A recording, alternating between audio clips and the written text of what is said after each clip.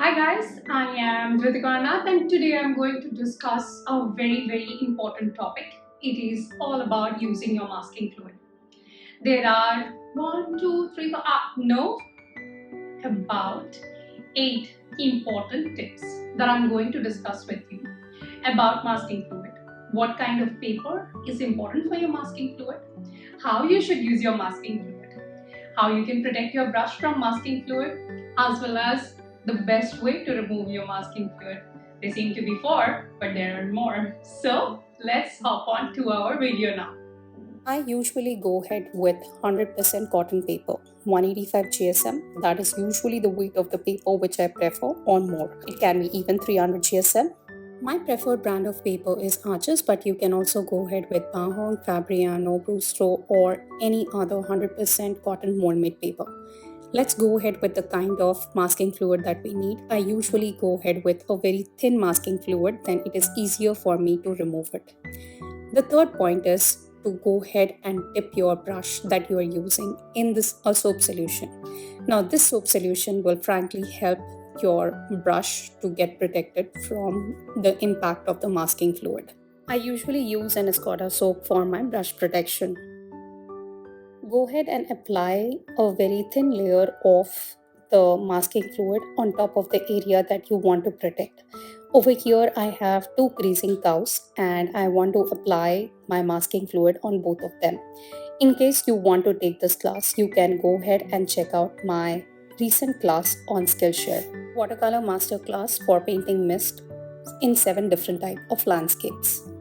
Once you are done with the application, let your paper dry off completely before you start with the process of painting. In case you do not allow the required amount of time for drying, then it is a possibility that this particular masking fluid may get attached to your brush and leave a complete damage forever on your brush. Always use a ceramic palette for pouring the masking fluid. You do not use it directly from the container that usually has the masking fluid, because it's a possibility that the soap solution might react with the masking fluid that you are having and may damage it over the time of use. It happened with one of my Senalia masking fluids, and that's one of the reasons I have shifted to Winsor and Newton masking fluid, as well as I take care that I use it separately on a ceramic palette and never pour back the unused masking fluid back into the container which usually has it. Here I am showing a live example where I have allowed the paper to completely become dry, and then I am applying my water on top of the entire area of the paper. You can see that the masking fluid is not sticking to my brush anymore. Always go ahead with a semi-moist tissue or a wet tissue to clear up the spaces once your painting of the background is done. Now, this would really help to protect this white space intact. Once you are trying to remove your masking fluid with the help of a masking eraser, what happens is sometimes these colors do get into the space which you wanted to keep white underneath the masking fluid. I will again allow my paper to dry off completely. Once this paper is completely dried off, I would go ahead and use my masking eraser. Now, this masking eraser helps me to pull off the masking fluid from a particular space, and then I usually use my fingers to remove the entire part of this masking fluid.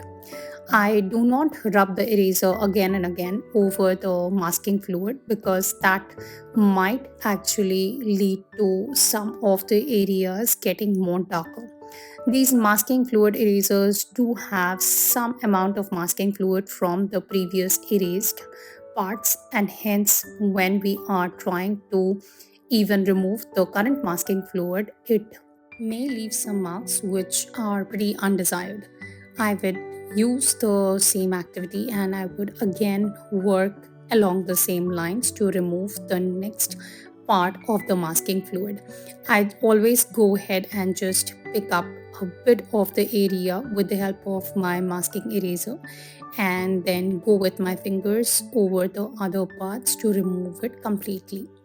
Finally, I am pretty happy with the clear whites that I have under my masking fluid, and it's absolutely intact.